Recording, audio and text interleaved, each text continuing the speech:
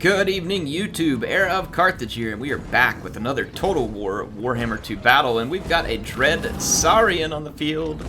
That's right, a Dread Saurian, not the feral kind.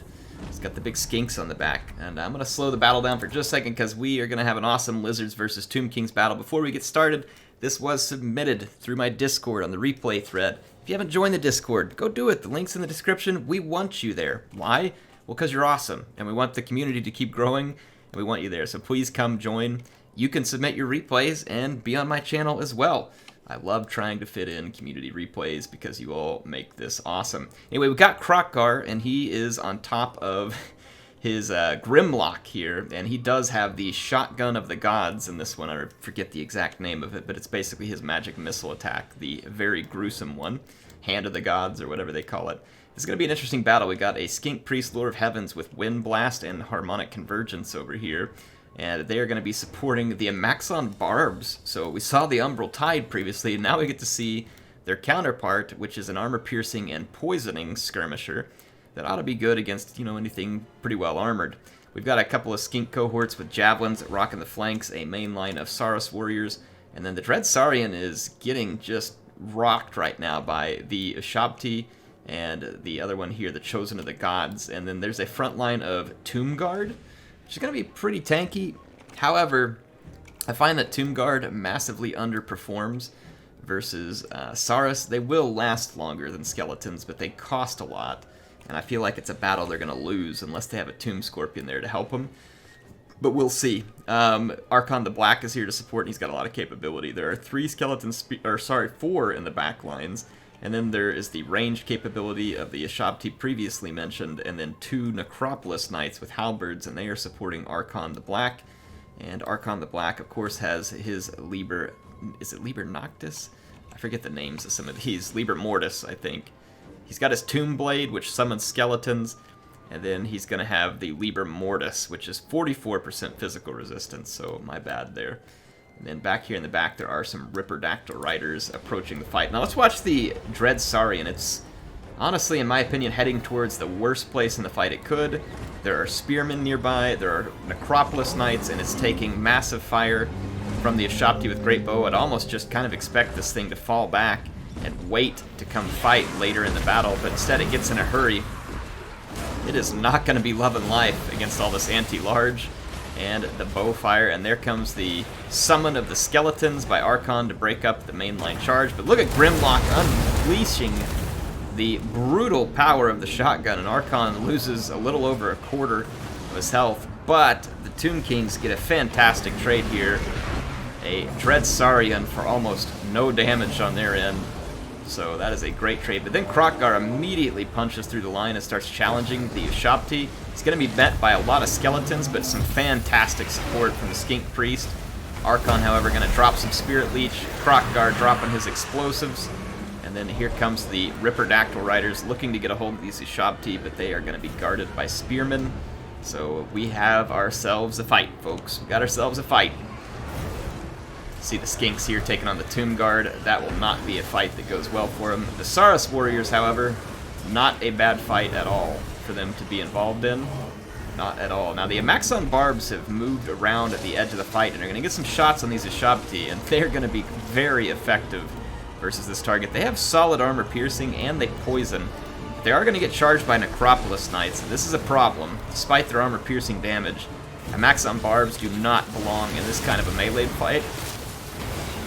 But Croc Daddy ain't gonna have his barbs get knocked out of the fight too early, and so he's gonna come drop in and put a whoop on these Necropolis Knights and allow his Amaxon Barbs to flee. They are going to be a key unit if the Lizards hope to win this. Now, the Feral Dread Saurian came back from routing, and once again, maybe instead of just kind of hanging back, just come straight in to fight more Necropolis Knights with halberds.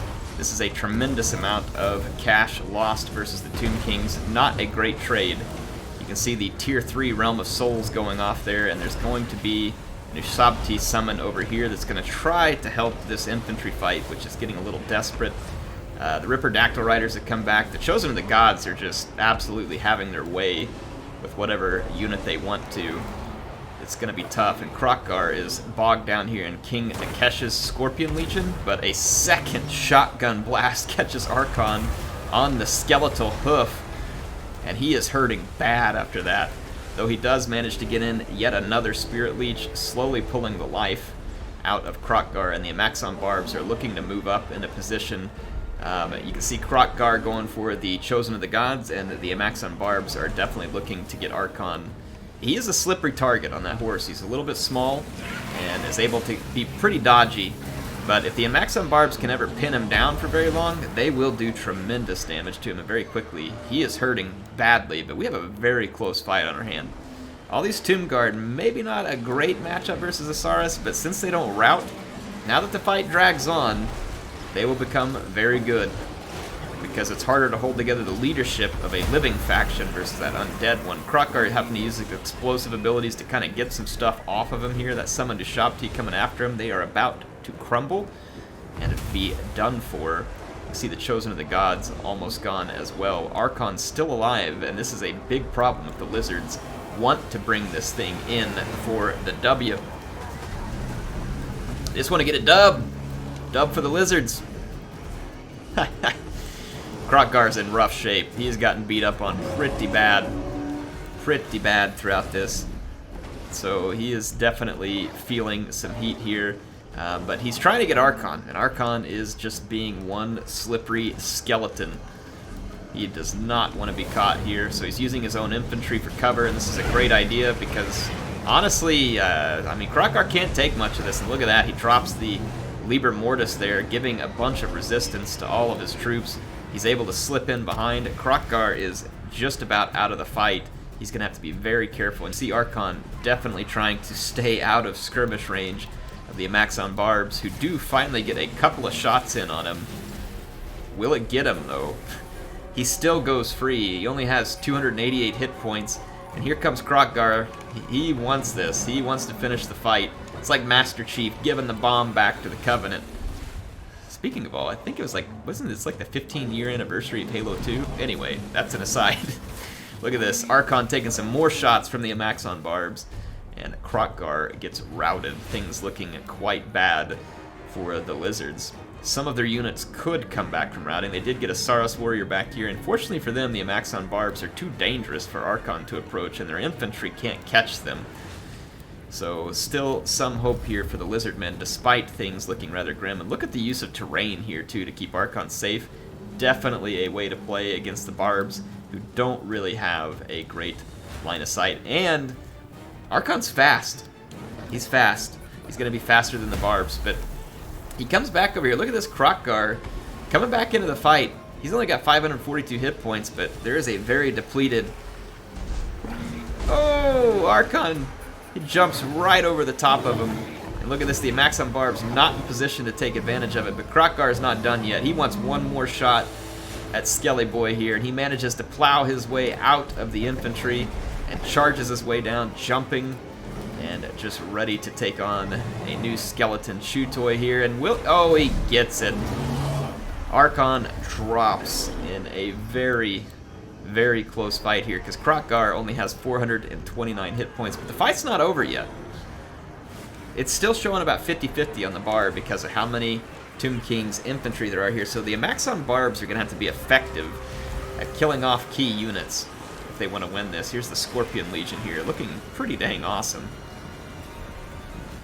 They're going to be charging in, doing everything they can to clean up these skinks and all the other lizard units. So the Lizard's going to be regrouping out here with some Saros Warriors and the Barbs. The Barbs still have a fair bit of ammo left. 6 volleys. It's enough to do some pretty significant damage. Though they may want to get behind a fight so that the shields aren't blocking these. Plus, there's a little bit of friendly fire here.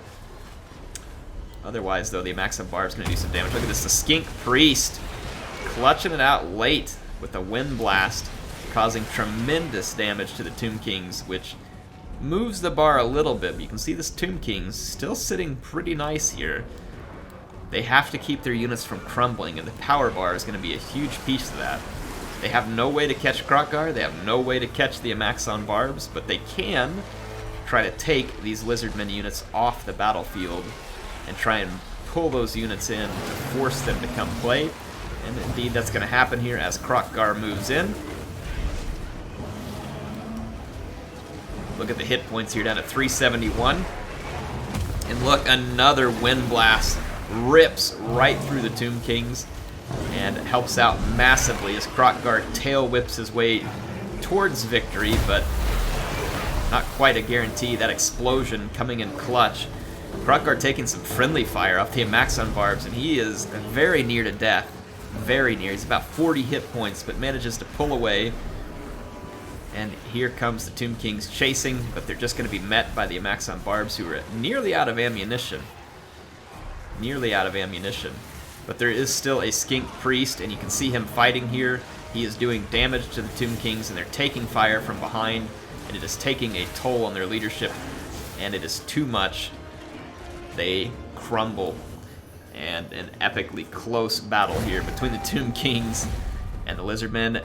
There were some mistakes made, I think, with the Feral Carnosaur, or sorry, did I say Carnosaur? Feral Dread, sorry, it wasn't even Feral. Dread Saurian, holy crap, Air. Get your dinosaur straight, son. Anyway, yeah, the mistakes were made early in that one, and the Tomb Kings definitely had a chance to bring this one home.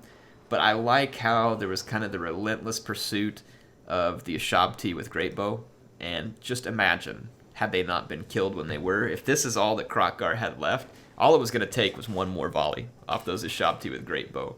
So I think in the end that was part of the clutch here, was the ability of the Lizardmen to get rid of those Great Bow and allow Kroq-Gar to actually have a chance to survive that late, to take down Arkhan, and what easily could have flipped the other direction with a couple of different decisions. So Nordic White Wolf and Erasmus. Erasmus, thank you for the second replay, by the way. I really enjoyed both of these. Not because they were perfect gameplay, but because they were good gameplay, and they were armies that I haven't taken a risk on yet with these big, expensive units. It can be done. It can be done. There's situations where it'll work out. I love seeing the Salamander hunting packs. I haven't been great at using them so far, but several others have. And I don't want that unit to go unnoticed while I go through this. But in any case, really hope you all enjoyed this one. Hey, if you did enjoy it, take a second, go up there, click that like button for me. If you want to see more, subscribe. I put videos out every day if possible. I think I miss one here and there. They get released at about 9 a.m. U.S. Central Time, so you can kind of know when it's coming. And please feel free to join us in the Discord. HeirofCarthage signing out for now. I will see you all soon with some more Total War Warhammer 2 action.